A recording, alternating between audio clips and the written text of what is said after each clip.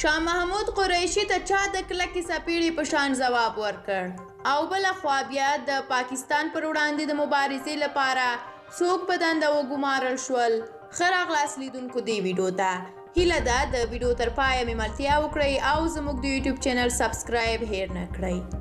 وروسته تر هغه چې د پاکستان د بهرنیو چارو وزیر شاه محمود قریشي وویل چې د افغانستان حکومت دې د خپلو ناکامیو پړدې پر دوی نه اچوي، افغان دولتي په غبرګون کې ویلي چې پاکستان د طالبانو په ګډون د هغو ترهګرو لپاره خوندي پټن ځای دی چې په افغانستان کې جګړه پر مخ بیایي. د افغانستان د بهرنیو چارو وزارت نن چهارشنبه د اسد شلمه د یو بیان په خپرولو سره ویلي دي چې په تیرو 2 لسیزو کې له پاکستان څخه د افغان حکومت مکرره غوښتنه دا وه چې دغه هیواد باید د طالبانو او نورو ترهګرو ډلو پر وړاندې جدي او ملموس اقدامات وکړي، خو زیاتوي چې پاکستان تر اوسه پورې انکار کوي.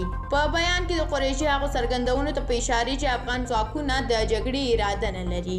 افغان ځواکونه شپه او ورځ په پیاوړي عزم او نه ماتېدونکي ارادې د طالبانو په ګډون له نورو ترهګرو ډلو سره په جګړه بوخت دي. او د دې ترڅنګ باوري سرچینې بیا وایي چې جنرال هیبت الله علیزی د ولی محمد احمدزي په ځای د وسلوال پوځ لوی درستیز وټاکل شو. هیبت الله علیزی تر دې وړاندې د کمانډو ځانګړو عملیاتو قلوردو د قومندان په توګه دنده ترسره کوله او جنرال سمیع سادات د ځانګړو عملیاتو د قلوردو قومندان وټاکل شو. هغه تر دې وړاندې په هلمند کې د 215 میوند قلوردو د قومندان په توګه دنده ترسره کوله.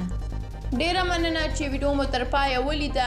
که تاسو قریشي ته کوم څه ویل غواړئ او یا هم د دې 2 جنرالانو د ټاکل کېدو په اړه نظر لرئ، خپل نظرونه راسره کولی شئ د کومنټ له لارې شریک کړئ. موږ هم ستاسو نظرونه په پوره حوصله لولو. تر بیا او بلې ویډیو په لوی الله سپارم.